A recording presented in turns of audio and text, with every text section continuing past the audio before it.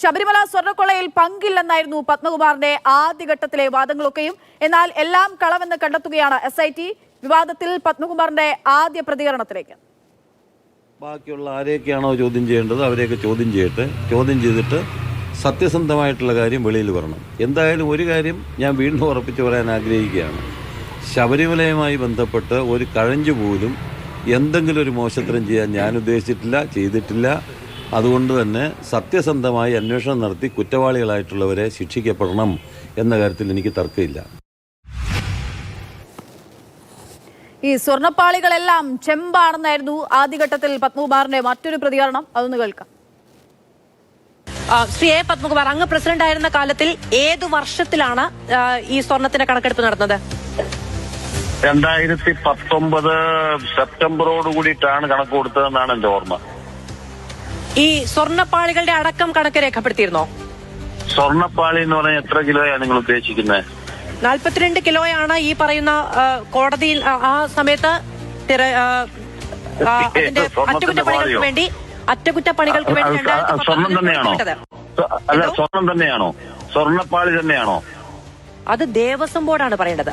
അത് ദേവസ്വം ബോർഡാണ്. അല്ല, നിങ്ങളിപ്പോ എന്തൊക്കെ പറഞ്ഞു? സ്വർണ്ണപ്പാളി എന്ന് പറഞ്ഞു. സ്വർണ്ണപ്പാളി തന്നെയാണോ?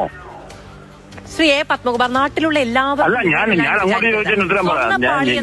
അവിടെ നിങ്ങൾ സ്വർണ്ണപ്പാളി എന്ന് പറയുന്നത് 42 കിലോ സ്വർണ്ണമാണോ? അല്ല, നിങ്ങൾ പറയുന്നത് 42 കിലോ സ്വർണ്ണമാണോ? 42 കിലോ സ്വർണ്ണമാണോ പറഞ്ഞില്ല. സ്വർണ്ണപ്പാളി നിങ്ങൾ പറഞ്ഞല്ലോ ഇപ്പൊ 42 കിലോ സ്വർണ്ണപ്പാളി എന്ന് പറയുന്നത് 42 കിലോയാണോ? ശരി, അങ്ങ് പറയൂ, അവിടെ എന്താണ് ഉണ്ടായിരുന്നത്? അവിടെ എന്റെ അറിവില് പിന്നെ ചെമ്പ് പാളിയാണ്. അതിൽ സ്വർണം പൂശിയിട്ടില്ല. സ്വർണം പൂശിയത് എന്റെ കാലത്ത് പൂശിയത് 49 പവനാണ്. ഈ സ്വർണ്ണമൊക്കെ മോഷ്ടിച്ചാൽ പിന്നീട് എങ്ങനെ സ്വർണം ബാക്കിയാകാൻ എന്നുള്ളതാണ്. എന്തായാലും എൻ്റെ കാലത്തുണ്ടായിരുന്നത് ചെമ്പാണ് എന്നുള്ള അദ്ദേഹത്തിന്റെ പ്രതികരണമാണ് നമ്മളിപ്പോൾ കേട്ടത്. ആർ അനന്തകൃഷ്ണൻ തുടരുന്നുണ്ട്. അനന്തൻ, അതായത് ആദ്യഘട്ടത്തിലൊക്കെ പലതരത്തിൽ, അതായത് ചോദിക്കുന്ന ആളുകളെ നേരത്തെ തന്നെ ഉള്ള പ്രതികരണത്തിൽ ചോദ്യം ചോദിക്കുന്ന ആളെ മണ്ടന്മാരാക്കാനുള്ള ശ്രമമായിരുന്നു അദ്ദേഹത്തിന്റെ ഭാഗത്ത് ഉണ്ടായിരുന്നത്. അങ്ങനെയുള്ള പ്രതികരണങ്ങളായിരുന്നു നടത്തിയിരുന്നത് പത്മകുമാർ. അതിനൊടുവിലാണ് ഇപ്പോൾ എല്ലാ കള്ളിയും വെളിച്ചത്തായി പിടിയിലാകുന്നത്. അക്ഷയ, ഈ ശബരിമല സ്വർണ്ണക്കൊള്ള കേസുമായി ബന്ധപ്പെട്ട ഏറ്റവും സുപ്രധാനമായ വിവരങ്ങൾ മാതൃഭൂമി ന്യൂസാണ് പുറത്തു കൊണ്ടുവന്നത്. ഉണ്ണികൃഷ്ണൻ പോറ്റിയുടെ വീട്ടിൽ നിന്ന് പീഠം കണ്ടെടുത്തത് മുതൽ ശബരിമല സന്നിധാനത്ത് 2019 അവിടെ ഉണ്ടായിരുന്നത് 98 വിജയ് മല്യയുടെ UB ഗ്രൂപ്പ് സ്വർണം പൊതിഞ്ഞ ഗോൾഡാണ് അല്ലെങ്കിൽ പാളിയാണ് എന്ന് അതടക്കമുള്ള സുപ്രധാനമായ വിവരങ്ങളൊക്കെ മാതൃഭൂമി ന്യൂസ് പുറത്തു കൊണ്ടുവരുമ്പോഴെല്ലാം പത്മകുമാർ മാതൃഭൂമി ന്യൂസിനോട് ദേഷ്യപ്പെടുകയായിരുന്നു, കയർക്കുകയായിരുന്നു, വാശി പിടിക്കുകയായിരുന്നു. നിങ്ങൾ പറയുന്നത് തെറ്റാണ്, അവിടെ ഉണ്ടായിരുന്നത് ചെമ്പാണ്, ആ ചെമ്പാണ് എന്ന് പറഞ്ഞ് മാധുവിനോട് തർക്കിക്കുന്ന ബൈറ്റാണ് നമ്മൾ നേരത്തെ കേട്ടത്. ആ സമയത്ത് ഞാൻ ഇതേ സ്ഥാനത്ത് ഈ റിപ്പോർട്ട് ചെയ്തുകൊണ്ട് ഇവിടെ നിൽപ്പുണ്ടായിരുന്നു പത്മകുമാർ അന്ന് കയർക്കുമ്പോൾ. അതിനുശേഷം 2019 മെയ് മാസം 4-ാം തീയതി പത്മകുമാർ അതേ ദ്വാരപാലക പാളി ശില്പങ്ങളിൽ ചാരി നിന്നുകൊണ്ട് നിൽക്കുന്ന ഒരു ദൃശ്യം മാതൃഭൂമി ന്യൂസ് പുറത്തുവിട്ടിരുന്നു. ആ സമയത്ത് ആ ദൃശ്യത്തിൽ നമുക്ക് കാണാം കൃത്യമായി പൊന്നു പൊതിഞ്ഞ ആ കവചങ്ങൾ. അത് കഴിഞ്ഞ് 3-ാമത്തെ മാസമാണ് അത് ചെമ്പാണെന്ന് പറഞ്ഞ് പത്മകുമാറിന്റെ നേതൃത്വത്തിൽ ഉണ്ണികൃഷ്ണൻ പോറ്റിക്ക് എടുത്തു കൊടുത്തിരിക്കുന്നത്. അപ്പോൾ കള്ളമാണ്, മഹാകള്ളമാണ് അന്ന് മുതൽ പത്മകുമാർ പറഞ്ഞുകൊണ്ടിരുന്നത്. തൻ്റെ നേരെ അന്വേഷണം വന്നേക്കാം എന്ന് കണ്ടുകൊണ്ട് ഒരു മുൻകൂർ ജാമ്യവും വന്ന മുൻ പ്രസിഡന്റ് എടുത്തിരുന്നു മാതൃഭൂമി ന്യൂസിന്റെ അടുത്ത്. അതായത് ഒരു ദേവസ്വം ബോർഡ് പ്രസിഡന്റ് വിചാരിച്ചാൽ ശബരിമല സന്നിധാനത്തെ സ്വർണം മുഴുവൻ അങ്ങ് കൊണ്ടുപോകാൻ പറ്റുമോ? പറ്റുമെന്നിപ്പോൾ SIT തെളിയിച്ചുകൊണ്ടിരിക്കുകയാണ്. പറ്റും എന്ന് പത്മകുമാറിനെ കൊണ്ട് തന്നെ പറയിപ്പിച്ചിരിക്കുകയാണ് ക്രൈംബ്രാഞ്ച് ആസ്ഥാനത്ത് SIT.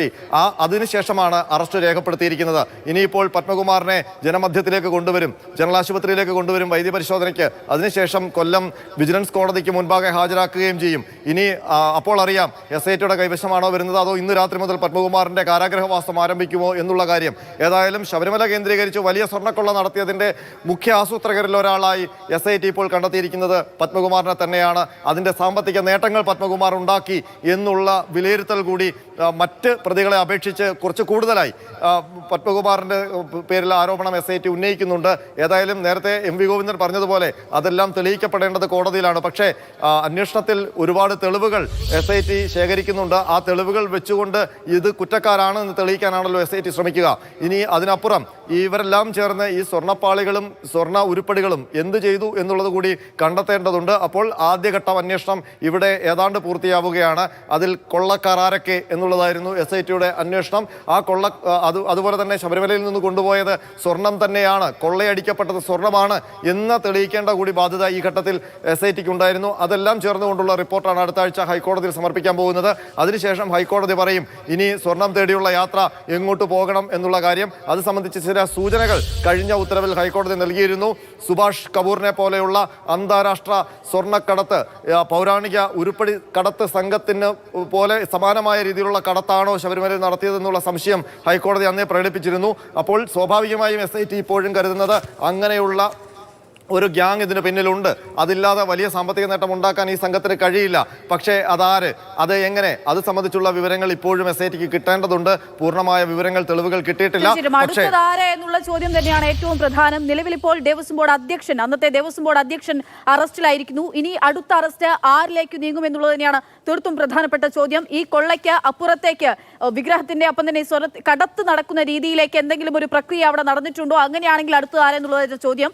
ഒരു ദേവസ്വം ബോർഡ് അധ്യക്ഷ നിലയിൽ ശബരിമലയിൽ നിന്ന് എത്രമാത്രം സ്വർണം തനിക്ക് കവർച്ച ചെയ്യാനാകുമെന്നുള്ള ഒരു പ്രതികരണവും പത്മകുമാറിന്റെ ഭാഗത്ത് നിന്ന് നേരത്തെ ഉണ്ടായിരുന്നു. അതുകൂടി ഒന്ന് കേൾക്കാം. ഒരു പ്രസിഡന്റ് വിചാരിച്ചാലൊന്നും ശബരിമലയിൽ നിന്ന് സ്വർണ്ണം ഒന്നും അടിച്ചു മാറ്റാൻ ഒക്കത്തില്ല എന്നുള്ളത് എല്ലാവർക്കും നാട്ടുകാർക്കും അറിയാവുന്ന കാര്യമാണ്. അപ്പോൾ ഇപ്പോൾ എന്തായാലും ഇങ്ങനെയുള്ളൊരു സംഭവം വന്നത് അവിടെ നിന്ന് കലങ്ങി തെളിയാനുണ്ടെന്നാണ് എൻ്റെ അഭിപ്രായം. അതിൻ്റെ ഒരു കലക്കമാണ് ഇപ്പോൾ ഉള്ളത്. ആ കലക്കം മാറട്ടെ, ഈ കലക്കം തെളിയും. കലങ്ങാതെ തെളിയാൻ ഒക്കൂലല്ലോ. ഞാനിപ്പോൾ 1.5 കിലോയുടെ കണക്ക് ദേവസ്വം ബോർഡ് പ്രസിഡന്റ് ആയിരുന്ന ഒരാൾക്ക് എങ്ങനെ പറയാൻ പറ്റും? ഇതൊക്കെ തിരുവാഭരണം കമ്മീഷനല്ലേ അതൊക്കെ നോക്കേണ്ടത്. ദേവസ്വം ബോർഡ് പ്രസിഡന്റ് കിലോ കണക്കിന് തൂക്കി നടക്കുകയല്ലോ. ആ ചോദ്യങ്ങൾക്കെല്ലാം കിലോയോ അല്ലെങ്കിൽ ഗ്രാമോ ഒന്നും ഉത്തരവാദിത്തം പറയാൻ ഞാനില്ല. എനിക്കറിയാം. കലക്കമൊക്കെ എന്തായാലും തെളിഞ്ഞു തുടങ്ങുന്നുണ്ട്. ഇനി അദ്ദേഹം പറഞ്ഞതുപോലെ ഒരു ദേവസ്വം ബോർഡ് പ്രസിഡന്റ് വിചാരിച്ചാൽ മാത്രം എത്ര സ്വർണം കടത്താനാണെന്ന് പറയുമ്പോൾ വേറെയും ആളുകൾ ഈ പ്രസിഡന്റിന്റെ ചുറ്റുമുണ്ടായിരുന്നോ, പ്രസിഡന്റിന് കൂട്ടാളികളായിട്ടുണ്ടായിരുന്നോ എന്നുള്ളതൊക്കെയാണ് ഇനി അറിയേണ്ടത്.